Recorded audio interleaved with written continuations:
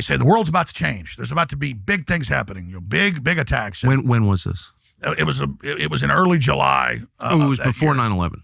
Yes, and they were very specific. Somebody should find that clip, can crowdsource that, and that was the final catalyst because they were basically telling the establishment, very thinly veiled, what was about to go on. So I sat back, I looked at it, and I thought years later, how did I come up with that? Because I don't just say a bunch of stuff, then most of it doesn't come true. When I'm very specific on predictions, and almost all of them have come true. I thought that it was the spinoff of the X-Files, and I wasn't even an X-Files fan, rarely watched it, called The Lone Gunman, that it turns out had come out in the spring of 2001 that I didn't even learn about because there wasn't, Facebook and Twitter and X back then. So if you didn't watch those entertainment shows, you didn't know about it.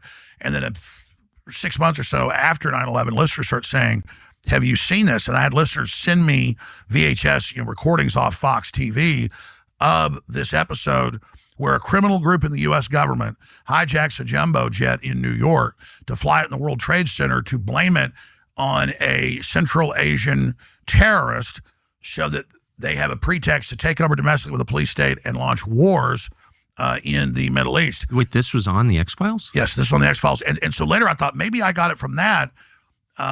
But then we found tapes even earlier, a month before that came out, where I had put it together on the radio. But here's what's crazy.